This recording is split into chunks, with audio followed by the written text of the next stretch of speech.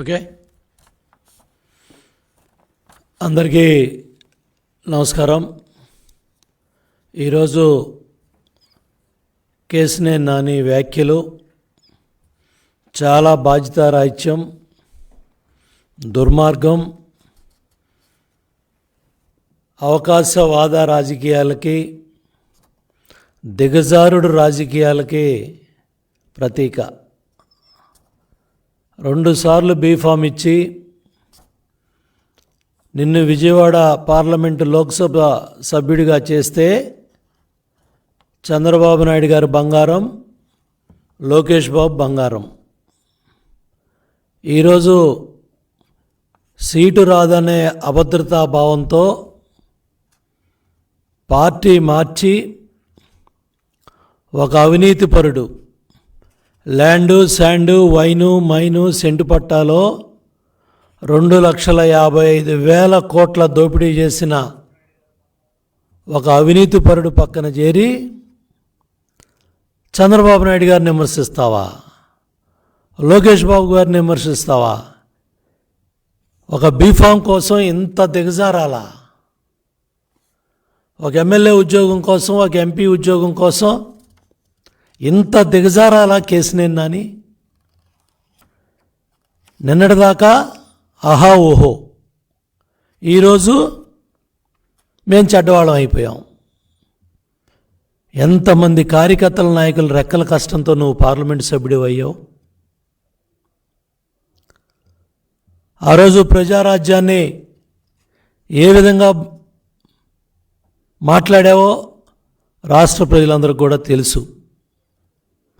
ఆ రోజు నువ్వు పాదయాత్రలో చంద్రబాబు నాయుడు గారి దగ్గరికి వచ్చినప్పుడు నిన్ను ఆదరించి నీకు అవకాశం ఇస్తే ఇంత దిగజారుడు రాజకీయాలా? 5 ఏళ్ల తెలుగుదేశం ప్రభుత్వ హయాంలో విజయవాడ నగర అభివృద్ధి బ్రహ్మాండంగా పరిగెత్తింది. ఆ రోజు మేయర్గా కోనేరు శ్రీధర్ గారు, శాసనసభ్యులుగా మాజీ పార్లమెంటు సభ్యులు గద్దె రామ్మోహన్ రావు గారు, సెంట్రల్ నియోజకవర్గం బోండా ఉమామహేశ్వరరావు గారు, అట్లాగే 1 టౌన్లో జలీల్ ఖాన్ గారు, ఇట్లా కృష్ణా జిల్లాలో అందరం కూడా కలిసి విజయవాడ నగరాభివృద్ధి కావచ్చు, కృష్ణా జిల్లా అభివృద్ధి కావచ్చు, కొల్లు రవీంద్ర గారు మంత్రిగా, కొనకళ్ళ నారాయణ గారు పార్లమెంటు సభ్యుడిగా అందరం కూడా కలిసి పెద్ద ఎత్తున విజయవాడ నగరమే కాదు, కృష్ణా జిల్లా కాదు, అన్ని రంగాల్లో కూడా ముందుకెళ్తే నీ ఎంపీ టికెట్ కోసం 100 కోట్ల అభివృద్ధి జరగలేదని దిగజారిపోయి మాట్లాడతావా? ఇంత దిగజారాలా అని నేను అడుగుతున్నా. జగన్మోహన్ రెడ్డి కళ్ళల్లో ఆనందం చూడటానికి ఇంత దిగజారాలా? ఇంత దౌర్భాగ్యపు రాజకీయాలా? ఇంత తప్పుడు రాజకీయాలా? 8 సెప్టెంబర్ 2023 దేశంలో నిజాయితీ ఉన్న కొద్దిమంది నేతల్లో తెలుగుదేశం పార్టీ అధినేత చంద్రబాబు నాయుడు గారు ఒకరని ఎంపీ కేశినేని నాని అన్నారు. సెప్టెంబర్ 23కి 2024 జనవరికి ఏమైందని నేను అడుగుతా ఉన్నా కేశినేని నానిని. ఇవాళ ఎంత దిగజారాలా అని అడుగుతున్నా. నువ్వు ఆ రోజు ట్రాన్స్పోర్ట్ ఎవరైతే అధికారులతో విజయవాడలో గొడవ జరిగినప్పుడు నీ బళ్ళు సీజ్ అయ్యి నీ వ్యాపారంలో నష్టం ఉండి మీకున్న ఇబ్బందుల్లో మీరు వ్యాపారాన్ని వదులుకుంటే దాన్ని నాయకుడికి, తెలుగుదేశం పార్టీకి ఆపాదిస్తారా? గత కొన్ని నెలలుగా, గత కొన్ని సంవత్సరాలుగా నోటికి ఇష్టం వచ్చినట్టు పార్టీ నాయకుల్ని, ఇన్ఛార్జీల్ని, గొట్టంగాళ్ళని, అన్నిటికన్నా కూడా 53 రోజులు చంద్రబాబు నాయుడు గారు రాజమండ్రి సెంట్రల్ జైల్లో ఉండి విజయవాడ కనకదుర్గమ్మ తల్లి దేవాలయానికి వచ్చినప్పుడు గర్భగుడిలో కావచ్చు, అక్కడ ఆశీర్వాదం ఇచ్చేటప్పుడు మీ అహంకారానికి, మీరు మాట్లాడిన భాషకి ఆ తల్లి కనకదుర్గమ్మే ఈరోజు మీ పతనానికి దారి చూపించింది. ఒక జాతీయ అధ్యక్షులు కుటుంబ సభ్యులతో కనకదుర్గమ్మ దేవాలయానికి వస్తే మీ అహంకారక పూరిత వైఖరితో ఆ రోజు మీరు ఆడిన దుర్భాష కానీ, మీరు మాట్లాడిన మాటలు కానీ ఆ రోజే మీ పతనానికి నాంది పలికాయి. మీ అహంకారం, మీ దుర్భాషలో ఇవాళ మీ పతనానికి దారితీసాయి. ఒక అవినీతి పరుడు పంచన చేరి తెలుగుదేశం పార్టీ నాయకుడిని ఇవాళ యువగళం పాదయాత్రలో 3132 కిలోమీటర్లు పెద్ద ఎత్తున 226 రోజులు యువగళం పాదయాత్రతో పార్టీ జాతీయ ప్రధాన కార్యదర్శి ఒక చైతన్యాన్ని యువతలో తీసుకురావడమే కాకుండా తాడేపల్లి కొంపకి ప్యాలెస్కి వాళ్ళ వెన్నులో వణుకు ప్రారంభమైందంటే యువగళం పాదయాత్రను గుర్తుపెట్టుకోమని జగన్ రెడ్డికి, కేశినేని నానికి తెలియజేస్తా ఉన్నా. రాష్ట్రం మొత్తం యువగళం ప్రజాగళమై, ప్రభంజనమై పెద్ద ఎత్తున యువతని చైతన్యపరిచింది. ఇవాళ చంద్రబాబు నాయుడు గారు రా కదలరా అనే పిలుపుకి యువత కేరింతలు కొడతా ఉందంటే దానికి కారణం యువగళం ఒక ప్రజా గళమై పెద్ద ఎత్తున ప్రభంజనమై పోలీస్ కేసులు, రాళ్లదాళ్లు, దగ్గర 53 మంది యువగళం కార్యకర్తల్ని రాజమండ్రి సెంట్రల్ జైల్లో పెట్టి, కేసుల్లో పెట్టి జగన్మోహన్ రెడ్డి ప్రభుత్వం అరాచకం చేసినా నిర్భయంగా పాదయాత్ర ముందుకెళ్ళి 3132 కిలోమీటర్లు పూర్తి చేసి ఇవాళ యువతలో చైతన్యం తీసుకొచ్చాడు లోకేష్ బాబు. విజయవాడ పార్లమెంట్ తెలుగుదేశం పార్టీ కంచుకోట.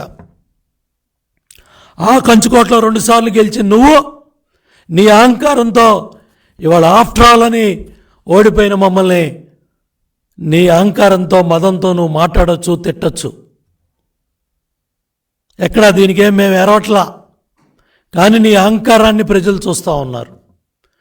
నువ్వు ఎన్ని సంవత్సరాలుగా నువ్వు మాట్లాడుతూ ఉన్న భాష కానీ, నీ అహంకారపూరిత వైఖరి కానీ, నీ మాటలు కానీ ఎంతోమంది కార్యకర్తల్ని, నాయకుల్ని బాధకు గురి చేసినా నాయకుడి మీద గౌరవంతో, అధినాయకుడు పార్టీని కష్టకాలంలో ముందుకు తీసుకెళ్లాలని ఆయన మంచితనం, ఆయన కష్టం, ఆయన రెక్కల కష్టం, ఎన్నో అవమానాలు, ఎన్నో ఇబ్బందులు, కుటుంబ సభ్యులు, లోకేష్ బాబు, చంద్రబాబు నాయుడు గారు, పార్టీ కార్యకర్తలు, నాయకులు, స్వయంగా నాయకుడే 53 రోజులు జైలుకి వెళ్ళొస్తే ఇంత దిగజారి మాట్లాడతావా? నేను అడుగుతున్నానని వైసీపీ గుండాలు చంద్రబాబు నాయుడు గారి ఇంటి మీద దాడికి వస్తే కేశినేని భవన్ నుంచి కదిలేవా? వైసీపీ నాయకులు, గుండాలు మంగళగిరి పార్టీ కార్యాలయం మీద దాడికి వస్తే నోరు తెరిచావా? మాట్లాడావా? ఒంగోలులో మహానాడికి లక్షల మంది కార్యకర్తలు తరలిస్తే ఢిల్లీ వెళ్ళి కూర్చున్నావు. రాజమండ్రిలో మహానాడు జరిగితే లక్షల మంది కార్యకర్తలు వస్తే ఢిల్లీ వెళ్ళి కూర్చున్నావు. ఇవాళ నువ్వు అనుభవిస్తున్న ప్రోటోకాలు, ఇవాళ నువ్వు అనుభవిస్తున్న భోగాలన్నీ కూడా పార్టీ కార్యకర్తల, నాయకుల స్వేదం. గుర్తుపెట్టుకో, నేను 4 సార్లు గెలిచిన, ఒకసారి 5 ఏళ్ళు మంత్రి అయినా అది కార్యకర్తలు, నాయకులు కష్టం. చంద్రబాబు నాయుడు గారు ఇచ్చిన బీఫామ్, చంద్రబాబు నాయుడు గారు ఇచ్చిన నాయకత్వం, చర్మం ఒలిసి చెప్పులు కుట్టినా తెలుగుదేశం పార్టీకి మన రుణం తీరదు. ఎంతోమంది, ఎన్నో లక్షల మంది ఎమ్మెల్యేలు అవ్వాలనో, ఎంపీలు అవ్వాలనో, ప్రజాప్రతినిధులు అవ్వాలనో ఎంతోమంది నాయకులు కోరుకుంటారు. కానీ చంద్రబాబు నాయుడు గారు నాకు 5 సార్లు అవకాశం ఇచ్చారు, నీకు 2 సార్లు అవకాశం ఇచ్చారు. గెలిచిన మతంతో, అహంకారంతో ఇవాళ చంద్రబాబు నాయుడు గారిని దుర్భాషలాడతావా? లోకేష్ బాబు గారి గురించి మాట్లాడతావా? సిగ్గుపడాలి నువ్వు. మంగళగిరిలో ఛాలెంజ్ తీసుకున్నాడు ఆయన కేవలం కొద్ది రోజుల ముందు.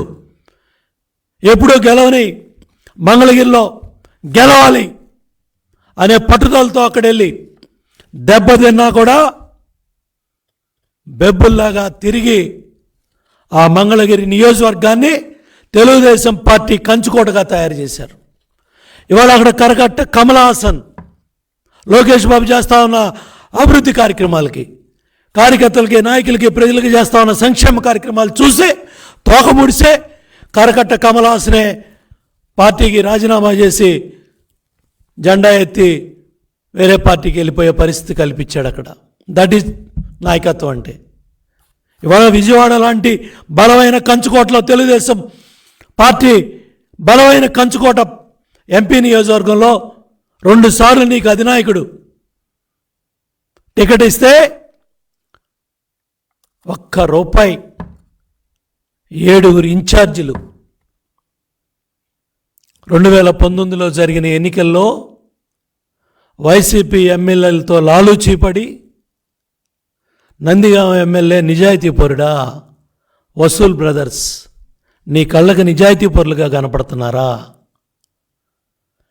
జగ్గేపేటలో మాట్లాడావు, అవినీతి గురించి మాట్లాడావు. నందిగామలో వసూల్ బ్రదర్స్ అవినీతి మాట్లాడావు. 1000 కోట్లు దోపిడీ చేసిన మైలవరం ఎమ్మెల్యే వసంత కృష్ణరాజు ప్రసాద్తో ఆర్థిక వ్యవహారాలు, ఫైనాన్స్ వ్యవహారాలు, లాలూచి వ్యవహారాలు, ఒకళ్ళ చేతి మీద ఒకళ్ళు వేసి రిబ్బన్ కటింగ్లు చేస్తారు. ఎన్నికల ముందే లాలూచి పడతారు. నువ్వా మా నాయకుడి గురించి మాట్లాడేది? నువ్వా మా లోకేష్ బాబు గురించి మాట్లాడేది? 1 టౌన్లో కొబ్బరి చెప్పుల మంత్రి అవినీతి పరుడు అన్నావు. ఆ అవినీతి పరుడు కారు తోలుతా ఉంటే ఇవాళ తాడేపల్లి కొంపకెళ్ళి చిలక పలుకులు పలుకుతావా? ఆత్మగౌరవం లేదా? దగ్గర 281 మంది చనిపోయారు అమరావతి రైతాంగం పోరాటంలో, ఉద్యమంలో. 1485 రోజులు అమరావతి ఉద్యమం జరుగుతూ ఉంది. రైతుల మీద 2200 అక్రమ కేసులు పెట్టాడు దుర్మార్గుడు జగన్ రెడ్డి. 2 సంవత్సరాల నుంచి కౌలేయకుండా వాళ్ళని కోర్టుల చుట్టూ తిప్పుతా ఉన్నాడు. అటువంటి దుర్మార్గుడు నీకు సన్మార్గుడయ్యాడా? అటువంటి దుర్మార్గుడు నీకు అభివృద్ధి కాముకుడయ్యాడా? ఛే! పనికి మాలిన ఉద్యోగాల కోసం ఇంత దిగజారి మాట్లాడాలా? ఇంత దిగజారాలా? అమరావతి రైతులు ఉసురు తోలుతుంది. అమరావతి వైభవం ఉన్నప్పుడు విజయవాడ మహానగర వైభవం ఎలా ఉంది? గుంటూరు మహా వైభవం ఎలా ఉంది? నువ్వా విజయవాడ గురించి మాట్లాడేది? విజయవాడలో 100 కోట్ల అభివృద్ధి మేము చేయలేదా? సిగ్గుందా అని అడుగుతున్నా. తెలిసే మాట్లాడుతున్నావు అని అడుగుతున్నా. దగ్గర 100 కోట్ల పుష్కరాల్లో ఎన్నో ఘాట్స్ కట్టి అభివృద్ధి చేశాం. ఇవాళ రిటైనింగ్ వాళ్ళు డబ్బాలు కొట్టుకుంటున్న వైసీపీ నాయకులు, ఆ రోజు గద్దె రామ్మోహన్ రావు అడిగితే చంద్రబాబు నాయుడు గారు ఇరిగేషన్ మంత్రిగా నేను ఆ పనులు ప్రారంభం చేస్తే ఇవాళ వైసీపీ నాయకులు జబ్బలు దరుచుకుంటున్నారు. ఎస్టీ సబ్ ప్లాన్లో ఎన్ని కోట్లు ఖర్చు పెట్టామని తెలుసా? ఎస్టీ సబ్ ప్లాన్లో ఎన్ని కోట్లు ఖర్చు పెట్టామని తెలుసా? శాసనసభ్యులు ఎన్ని కోట్లు ఖర్చు పెట్టారో నీకు తెలుసా? హజ్ హౌస్ ఏంటో తెలుసా? మైనార్టీ అభివృద్ధి కోసం ఎన్ని కళ్యాణ మంటపం కావచ్చు, హజ్ హౌస్ కావచ్చు, సంబంధించిన స్కూల్ బిల్డింగ్లకు సంబంధించి ఎన్ని కోట్లు ఖర్చు పెట్టావో నీకు తెలుసా? అండర్ గ్రౌండ్ డ్రైనేజ్ కోసం ఎన్ని 100 కోట్లు వచ్చినాయో నీకు తెలుసా? కనకదుర్గమ్మ ఫ్లైఓవర్ గడ్కరీ గారిని ఒప్పించి ఆ ఫ్లైఓవర్లో ప్రజలు ఇబ్బంది పడకుండా డిజైన్స్ విషయంలో అధికారులు కూర్చోబెట్టి ఎన్ని గంటల సమావేశాలు జరిగాయో నీకు తెలుసా?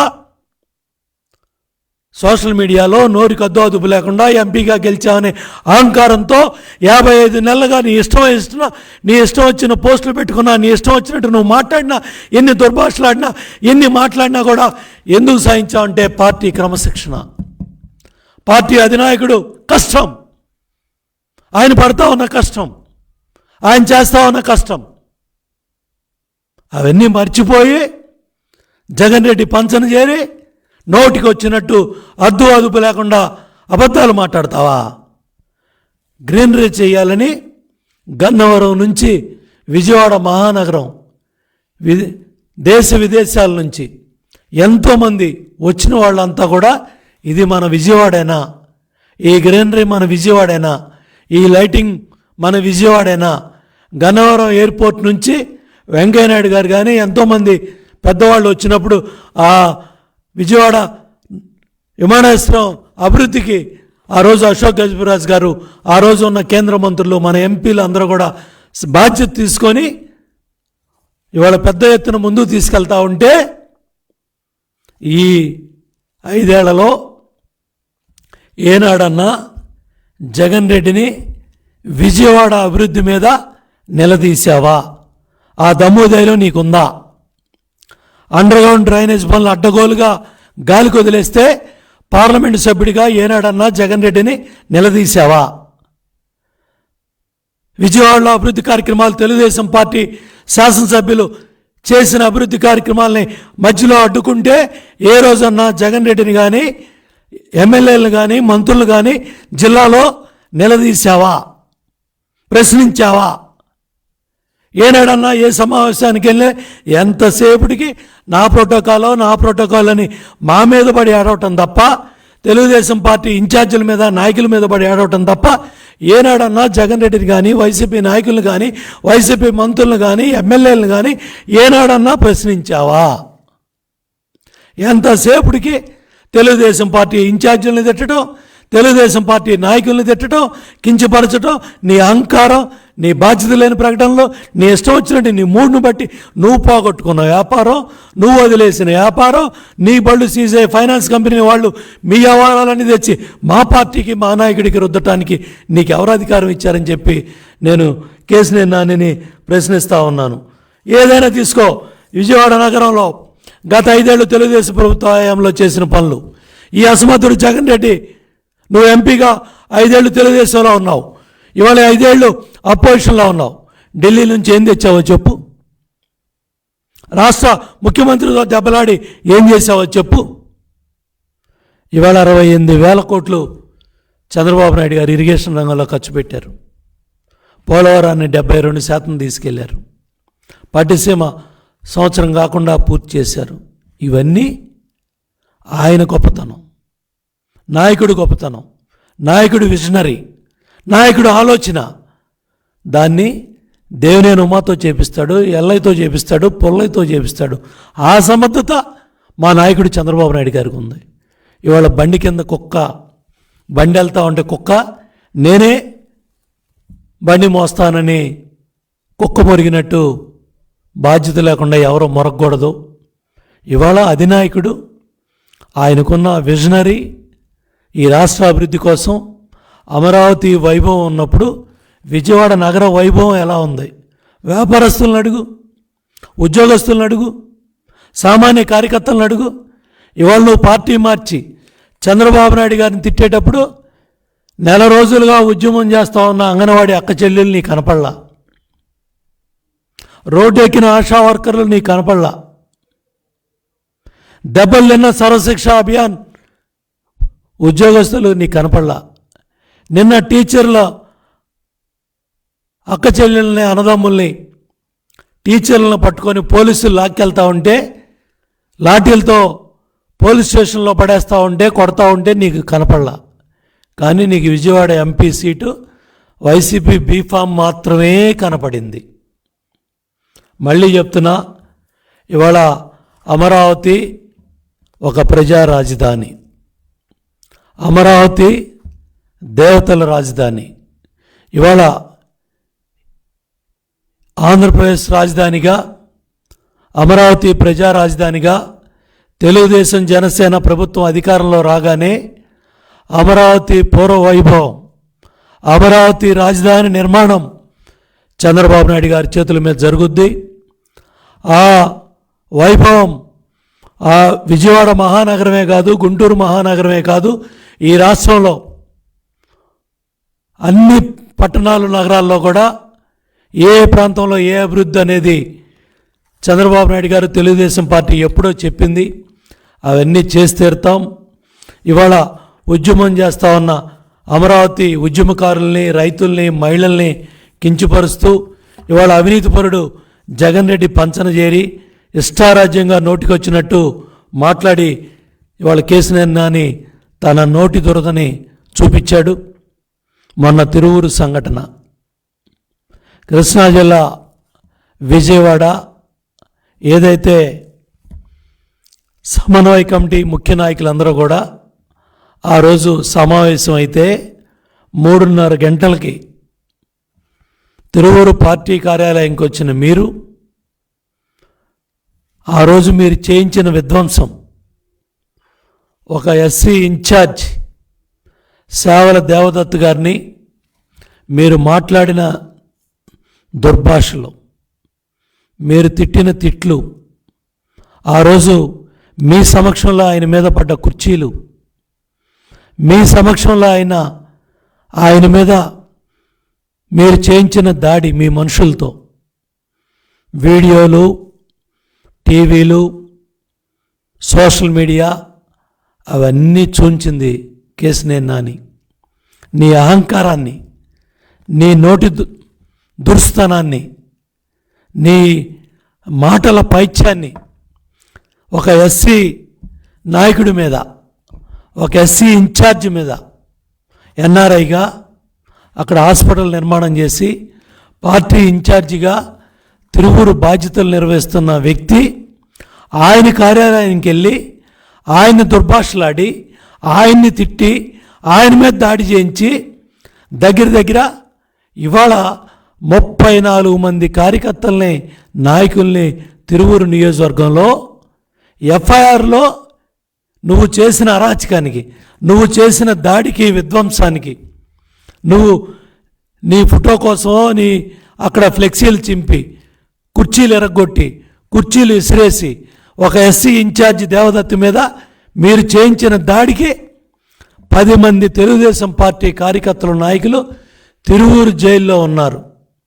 మీ కళ్ళకు కనపడలేదా? జైలుకి వెళ్తే మీకు 3 కనపడ్డారు, 10 మంది కనపడలా. ఇదేనా కార్యకర్తల పట్ల, నాయకుల పట్ల గౌరవం? మీ అహంకారానికి ఇవాళ 10 మంది తెలుగుదేశం పార్టీ కార్యకర్తల, నాయకులు జైల్లో ఉన్నారు. నూజివీడు జైల్లో ఉన్నారు. దానికి ఏం సమాధానం చెప్తారు వాళ్ళ కుటుంబ సభ్యులకి? నీకోసం కష్టపడ్డ కార్యకర్తల, నాయకులు వాళ్ళు ఇవాళ దగ్గర 24 మంది కార్యకర్తల, నాయకులు వారం రోజులుగా ఇళ్ల దగ్గర లేరు. ఇంకా 14 మంది నాయకుల మీద వైసీపీ గోండాలు ప్రభుత్వం కేసు పెడతా ఉంటే నీకు సంబంధించిన కార్యకర్తలని, నాయకుల్ని బూతుల మంత్రి కొడాల నానితో కలిసి, పోలీసు ఉన్నతాధికారులతో కలిసి ఆ పేర్లు తీయించిన మాట వాస్తవం కాదా కేసినేని నాని అని అడుగుతున్నా.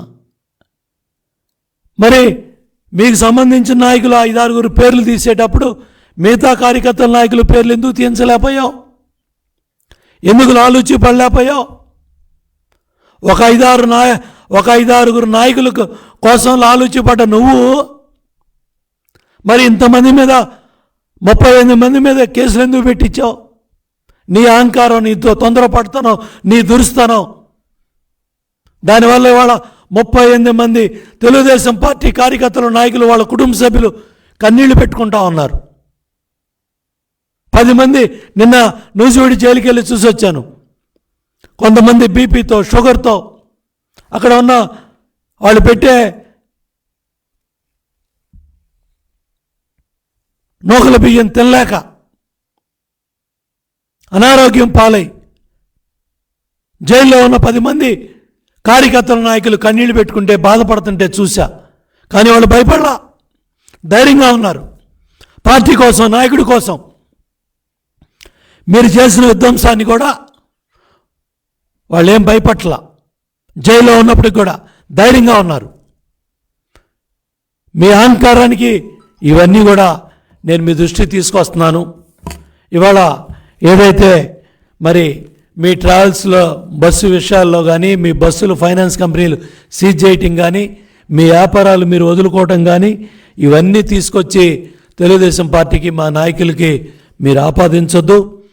దగ్గర దగ్గర 7 ఇన్ఛార్జీలు నియోజకవర్గంలో ఎందుకు ఈరోజు మీకు దూరంగా ఉన్నారు? మీ నోటి దోలకి ఎందుకు దూరంగా ఉన్నారు? మీ అహంకారానికి ఎందుకు దూరంగా ఉన్నారు? ఇది మీ అహంకారం కాదా? మీ అసమర్థత కాదా? మీ చేతకాంతనం కాదా? దాన్ని మీరు పార్టీకి, నాయకుడికి ఆపాదిస్తారా? మీ వ్యక్తిగత ప్రయోజనాల కోసం, మీ రాజకీయ అవసరాల కోసం 2 సార్లు బీఫామ్ మీకు ఇచ్చారు ఎంపీగా. మీ కుమార్తెకి కార్పొరేటర్గా తెలుగుదేశం పార్టీ తరఫున విజయవాడలో బీఫామ్ ఇచ్చారు. మేయర్గా మీరే స్వయం ప్రకటిత మేయర్గా మీరే ప్రకటించేసుకున్నారు. ఎవరన్నా అడ్డం పడ్డారా? మీ ప్రకటనలకు మేమన్నా అడ్డం పడ్డావా? లక్షల కోట్లు అవినీతి చేసిన అవినీతి పరుడు పక్కన చేరి నాయకుడు చంద్రబాబు నాయుడు గారిని విమర్శించడం అంటే తల్లిపాలు తాగి రొమ్ము గుద్దటమే. అది తల్లిపాలు తాగి రొమ్ము గుద్దటమే. 2 సార్లు బీఫామ్ ఇచ్చి 2019లో పార్లమెంటు సభ్యుడిగా నీకు టికెట్ ఇస్తానన్నప్పుడు, నీ దగ్గర డబ్బులు లేవన్నప్పుడు 7 శాసనసభ్యులుగా నుంచున్న అభ్యర్థులు ఖర్చు పెట్టారు తప్ప, పార్టీ ఖర్చు పెట్టింది తప్ప, ₹1 ఖర్చు పెట్టావా? గుండె మీద చేసుకొని చెప్పు. 2019 ఎన్నికల్లో 7 శాసనసభ్యులు, పార్టీ నాయకత్వం వాళ్ళు ఖర్చు పెట్టుకొని నిన్ను గెలిపించారు ఎంపీగా. నువ్వు చేసిన ఘనకార్యం ఏంటంటే వైసీపీ నాయకులతో లాలుచూపడి, ఎమ్మెల్యేలతో లాలుచూపడి నాకు ఎంపీ ఓటు వేయండి, ఎమ్మెల్యే ఓటు మీ ఇష్టం. ఎప్పుడన్నా విజయవాడ పార్లమెంటు పరిధిలో శాసనసభ్యుడికి, పార్లమెంటు అభ్యర్థికి సమానంగా ఓట్లు వచ్చే అంత క్రమశిక్షణ గల పార్టీ తెలుగుదేశం పార్టీ. ఎప్పుడు కనీసం 150 ఓట్లు, 200 ఓట్లు కూడా ఎక్కువ తక్కువ వచ్చేవి కాదు. అటువంటిది 5 సంవత్సరాలు శాసనసభ్యుడిగా, పార్లమెంటు సభ్యుడిగా నువ్వు నీ ఇష్టారాజ్యంగా శాసనసభ్యుల్ని, నాయకుల్ని కించపరుస్తూ కూర్చోబెట్టి నీ ఇష్టం వచ్చినట్టు మాట్లాడి ఎన్ని దుర్భాషలాడినా కూడా నాయకుడి మీద గౌరవం, పార్టీ క్రమశిక్షణ, ప్రతి ఒక్క కార్యకర్త నాయకుడు కూడా నీ అహంకారాన్ని నువ్వెంత ప్రదర్శించినా, నువ్వెంత నోటి దురుసు తనం చూపించినా ఎవరో మాట్లాడలేదే. పార్లమెంటు సభ్యుల నిధులు కూడా కార్యకర్తలు అడిగితే ఇస్తారు, నాయకులు అడిగితే ఇస్తారు పార్టీ. కానీ నేను ఇష్టం వచ్చినట్టు వైసీపీ శాసనసభ్యులకి ఇచ్చినా కూడా ఏ ఒక్క నాయకుడు కూడా నిన్ను ప్రశ్నించలా, ఏ ఒక్క కార్యకర్త కూడా నిన్ను ప్రశ్నించలా. ఎందుకంటే పార్లమెంటు సభ్యుడిగా నీకున్న అధికారాన్ని నువ్వు విచ్చలవిడిగా, నువ్వు ఏ రంగులు వేసుకున్నా, ఏ రంగు మార్చినా, ఏ తిట్లు తిట్టినా, ఏ మాట మాట్లాడినా, ఎంత అహంకారంగా మాట్లాడినా ఎవడు కూడా నోరు తెరవాలా. ఎందుకంటే చంద్రబాబు నాయుడు గారి మీద మాకు గౌరవం, చంద్రబాబు నాయుడు గారి ఆయన కష్టం పట్ల మాకు గౌరవం, ఆయన పడతా ఉన్న ఇబ్బందుల పట్ల మాకు ఉన్న అభిమానం, గౌరవం, ఆయన పడతా ఉన్న కష్టాన్ని చూసి మేము కూడా ఆయన కష్టంలో ఒక్క 10 పైసలు, ఒక్క 10% మేము కష్టపడుతున్నామని మేము ఆత్మవిమర్శ చేసుకుంటాం. ఇన్నిసార్లు మాకు బీఫామ్ ఇచ్చాడే. పాపం స్వయంగా ఆయన కుటుంబ సభ్యుల్నే విమర్శించారు. లోకేష్ బాబుని, ఆయన కుటుంబాన్ని అడ్డగోలుగా విమర్శిస్తూ ఉన్నారు. బాలయ్య బాబుని, ఆయన కుటుంబాన్ని విమర్శిస్తూ ఉన్నారు. పవన్ కళ్యాణ్ గారిని, ఆయన కుటుంబాన్ని విమర్శిస్తూ ఉన్నారు. అటువంటి అవినీతి పరుడు పక్కన, అటువంటి దుర్మార్గాలు చేసే జగన్ రెడ్డి పక్కన చేరి అమరావతి రైతులను కించపరుస్తావా? అమరావతి ప్రజా రాజధాని అవదంటావా? నువ్వేదో పెద్ద విజయవాడని నువ్వేదో ఓడపొడిసినట్టు ఏందా నువ్వు విజయవాడ చేసింది? ఏది నువ్వు పార్లమెంట్ సభ్యుడిగా నువ్వు విజయవాడ చేసింది? నువ్వు నీ అహంకారం ఏంటి? ఒకటే తెలియజేస్తున్నాం, నోటికి వచ్చినట్టు అద్దు అదుపు లేకుండా మాట్లాడొద్దు. నువ్వేం చేసావో చెప్పుకో, కాదంట్లా. కానీ ఈ విధంగా మా నాయకుడు చంద్రబాబు నాయుడు గారిని కానీ, లోకేష్ బాబు గారిని కానీ నీ ఇష్టారాజ్యంగా నోటుకొచ్చినట్టు అద్దు అదుపు లేకుండా ఓడిపోయాం. నీకు ఆఫ్టరల్గా కనపడుతున్నాం. ఎంతోమంది మహానాయకులు, ఎంతోమంది నాయకులు ఓడారు, గెలిచారు.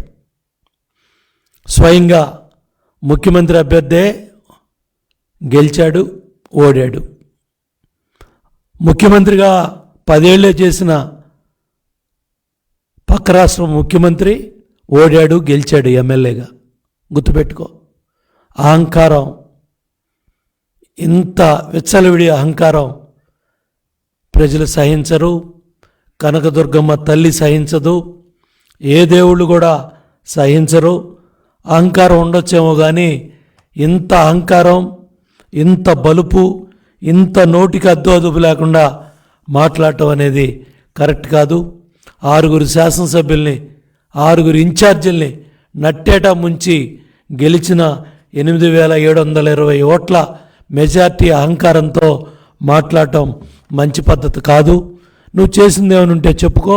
మీ నాయకుడు జగన్మోహన్ రెడ్డి గొప్పతనాన్ని చెప్పుకో తప్ప విజయవాడలో అభివృద్ధి జరగలేదు, మేం చేయలేదు, లేదా ఇట్లా నోటికొచ్చినట్టు మాట్లాడితే కార్యకర్తలు, నాయకులు సహించరు. ఎన్టీఆర్ తెలుగుదేశం, కృష్ణా జిల్లా తెలుగుదేశం పార్టీకి కంచుకోటలో ప్రాణాలు ఇచ్చే కార్యకర్తలు, నాయకులు ఉన్నారు. నీలాంటి అవకాశవాదులు, నీలాంటి అహంకారపూరిత వ్యాఖ్యలు చేసే నాయకులు నీతో ఉండొచ్చేమో కానీ ఏ కార్యకర్త, నాయకుడు కూడా నీ చెంతం చేరటానికి, నీ పక్కన ఉండటానికి కూడా ఏ కార్యకర్త, నాయకుడు ఇష్టపడలేదు. చాలా అహంకారంగా పార్టీ అంతా ఖాళీ అయిపోయింది, అంతా నీ ఒడ్డు పొడుపు చూసి నీ పక్కన వచ్చారని అహంకారంగా మాట్లాడొద్దు. కేసినేని నాని. రాజకీయాలు శాశ్వతం కాదు. ఇవాళ జగన్ రెడ్డి పంచన చేరి మా నాయకుడిని కానీ, మా లోకేష్ బాబు గారిని కానీ నువ్వు కించుపరుస్తూ మాట్లాడితే ఇంకా అధపాతానికి దిగజారిపోతావు. రాజకీయాల్లో విలువలు ఉండాలి, ఉన్నత విలువలు ఉండాలి. గెలవచ్చు, బతకొచ్చు, చావచ్చు, ఎవరైనా సరే, ఎవరైనా శాశ్వతం కాదు. కానీ ఈ దిగజారుడు రాజకీయాలు విజయవాడ పార్లమెంటు ప్రజలు సహించరు, కృష్ణా జిల్లా ప్రజలు సహించరు. నీ చేతనైంది నువ్వు చేసింది చెప్పుకో, జగన్ రెడ్డి గొప్పతనం చెప్పుకో. అంతే తప్ప మా నాయకుడిని కానీ, మా లోకేష్ బాబుని కానీ, మా చంద్రబాబు గారిని కానీ, మా నాయకుల్ని కించపరుస్తూ మాట్లాడితే కార్యకర్తలు, నాయకులు, ప్రజలు సహించరని తెలియజేస్తున్నాను.